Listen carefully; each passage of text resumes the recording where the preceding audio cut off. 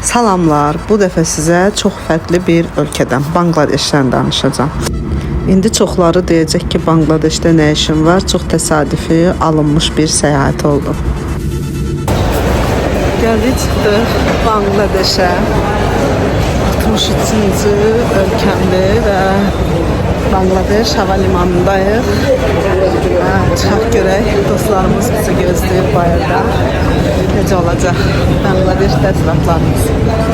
Amerikada yaşayan rəfiqəmlə Taylandda görüşməyi planlamışdıq, lakin son anda qaynatasının xəstələnməyi ilə onların planı dəyişdi və Bangladeşə getməli oldular.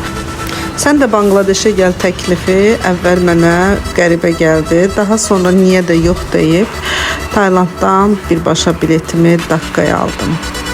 Və budur Bangladeşdəyəm və bu məhəllədə qalacağım bir neçə gün. Gəlib çıxdım Bangladeşə və ilk dəfə olaraq yerli bir ailənin evində qalıb buranı kəşf edirdim. Gedək görək necə olur. Qonağı olduğum ailə Bangladeşin nüfuzlu ailələrindən biridir. Bu haqda daha sonra ətraflı məlumat verəcəm. Etik deyil deyə ev üzvlərini çəkmədim, amma bu evdə bir neçə gün qonaqladım. Gəlir gəlməz dostlarım məni qəşəng bir restorana yeməyə aparırlar. Bu Bangladeşin lüks hissələrindən biridir. Xədicə, Rob və Safiya ilə bundan öncə Amerikada və Azərbaycanda görüşmüşdük. Bu dəfə qismət Bangladeşdədir. Bangladeş'te görüşeceğimiz ağlımıza gelmezdi.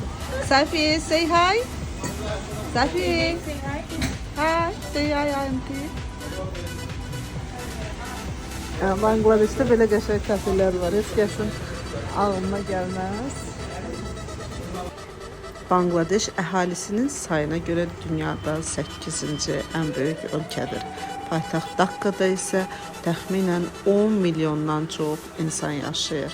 Mənim üçün maraqlı məqamlardan biri paytaxt küçələrinin ən böyüyünü Mustafa Kemal Atatürk'ün adını daşıması oldu. Budur, siz yazılı lövhələrində də bu adı görə bilirsiniz. Bura Dakkanın daha varlı hissəsidir. Gülşən adlanan hissəsində daha çox zənginlərin yaşadığı yerdir və bu prospektlər boyunca keçib tarixi hissəyə doğru gedirik. Dakkanın qədim hissəsindəyik. Lalabaq adlanan qəsrdəyik. Bura qırmızı bağ deməkdir. Moğol İmperiyası dönəminə aiddir, 17-ci əsrə. Gedək biraz kəşf edək buraları. Bangladeşin ən nüfuzlu dövrü elə Moğol İmperiyası dönəmində olmuşdu. Bu Lalabaq qəsri də həmin dönəmin yadigarıdır. Moğol İmperiyası dönəmində Dakka çox böyüyərək bir imperial şəhərə çevrilir və burada Moğol İmperiyasının idarəçiləri üçün belə bir qəsr salınır. Öz arxitekturası ilə Hindistandakı Moğol abidəsi olan Tac Mahala bənzəsə də bura çox baxımsızdır. Baxmayaraq ki, hazırda turistlərin ən çox gəldiyi yerlərdən biridir Bangladeşdə. Lalabağda olan maraqlı memarlıq abidələrindən biri də hamamxanadır. Yəni bu həm fars, həm türk təsiri var burada. Gedək indi baxaq içinə görək buranın hamamları necədir.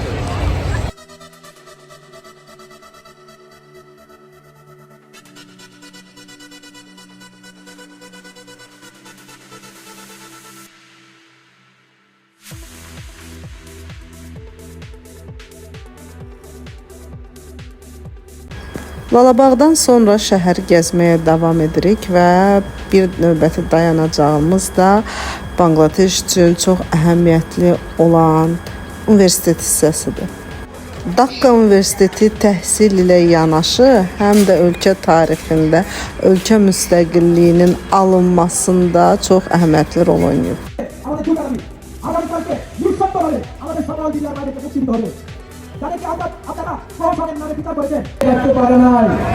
Bangladeş tarixi üçün çox önəmli günlərə şahidlik etmiş Şəhid Minar ki 1952-ci ildə Pakistanın urdu dilini dövlət dili elan etdiyi yerdir. Burada etirazlar başlayıb və şəhidlərin xatirəsinə qoyulmuş abidədir. Hazırda da burada etirazlar gedir. Bura Bangladeş'in müstəqilliyini əldə etdiyi yerdir və arxamda gördüyünüz o bayraq şəkili ilk dəfə Bangladeş'in bayrağının qaldırıldığı yerdir və ona görə də Dhaka Universiteti və eyni zamanda Bangladeş'in müstəqilliyi üçün tələbələr əllərindən gəlini etmişlər və 1971-ci il tarixi Bangladeş'in müstəqilliyini əldə etdiyi ildir və həməs burada başlayıb hər şey. Videonun əvvəlində də qeyd etmişdim, evində qaldığım ailə Bangladeş tarixində xüsusi rol oynayıbdı. Məhz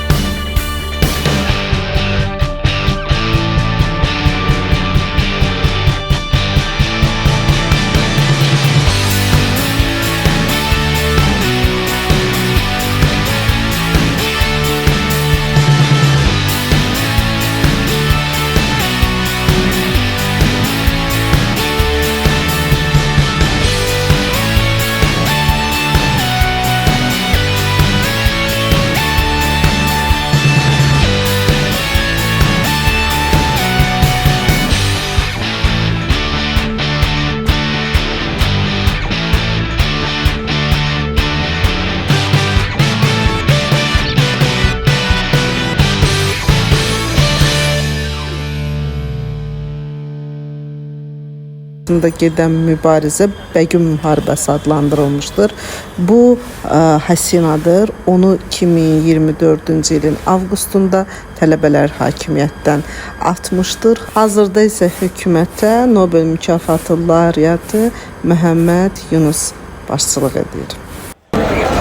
Arxamdakı bina sonuncu baş nazir, bunların dili ilə desək diktatorun partiyasının binasıdır və onu hakimiyyətdən salandan sonra həmin bina dağılıb, hazırda public ictimai tualetdir.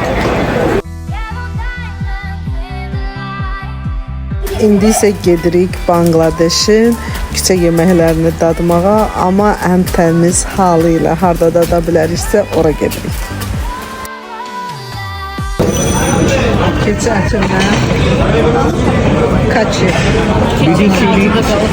Keçi əti altında dadına baxacaq. As she's doing the Puran Dhaka tourist thing, she needs to try.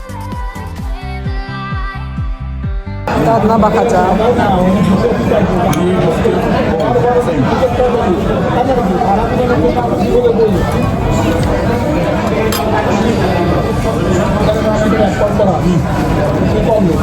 A little spicy. A bit spicy but good. Not curry. Biraz acıdır ama Hindistan'dan farklı olarak Bangladeş yemeklerini yiyebilirim çünkü içinde curry yok. Bangladeşliler yemekten sonra bu yarpağı içine koyulmuş macun tipli bir şey çeynəyirlər. Deyirlər dişlər üçün çox faydalıdır. Ədviyyatlar çox acıdır. Mən deneyə bilmədim. How is it? I mean, it's an acquired taste.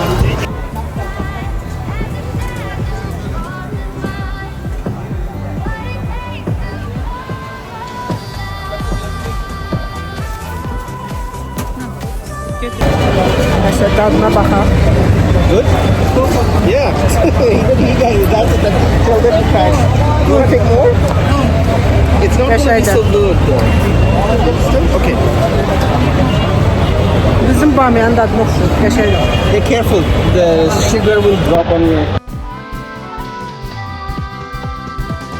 Beləcə bir səfərin daha sonuna gəldik. Bangladeşdə 3 gün çox gözəl vaxt keçirdim dostlarımla. Yeni bir ölkə kəşf etdim.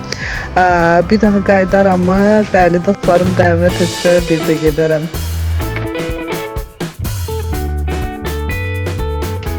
Hələlik növbəti videolarda yeni ölkələrdə görüşənədək siz isə kanala abunə olmağı unutmayın.